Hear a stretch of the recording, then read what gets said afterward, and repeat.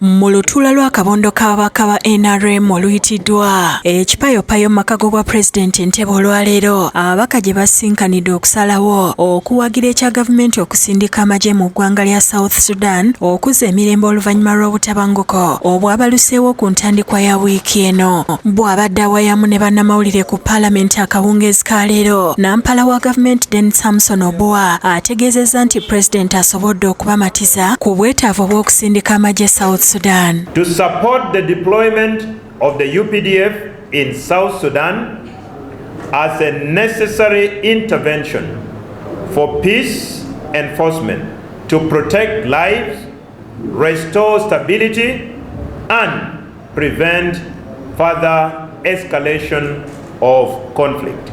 Alambise nti bataganjudde ssemateeka ne bakakasa nti akkiriza bulungi gavumenti okusindika amagye ebweru n'esaba olukusa oluvannyuma kasita kibanga ekikwekweto kyakuzza mirembe. You do not require prior. You can deploy and come for parliamentary approval retrospectively.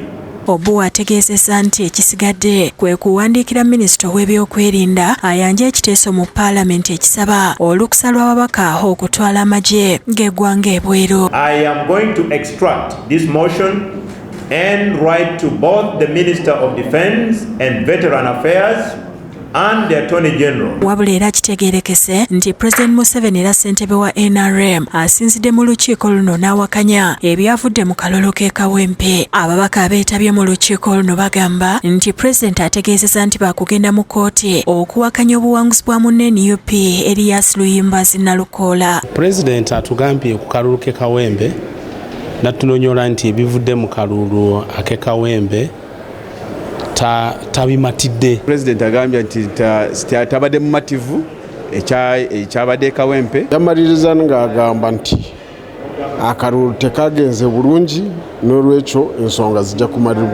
kumalirizibwa mu kkooti. Bategeezezza nga President bwe yeekookodde obubbi bw'obulolo obwakoleddwa ab'oludda oluwabula gavumenti, bw'agambye nti ne bannakibiina kya NRM baabwenyigiddemu mu ngeri ey'okwesasuza. Agambye nti ripoota ezisoose zimulaga nti aba opposition babbye akalulu. Wabula yafunye ne ripooti nti n'abaffe bagezezaako nabo ballot staffing.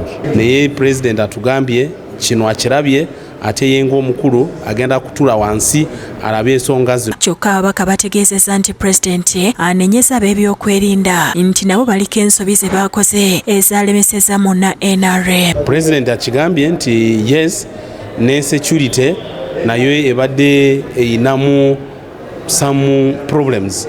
Yavumiridde ekya violence gye yarabye mu kalulu. Kati kitegeerekese nti ssaabawandiisi wa NRM Richard Twodwonga alagiddwa okulangirira ekiddako olunaku olw'enkya. Fred Kajubi yakusakidde eggulire lino ku Bukedde TV.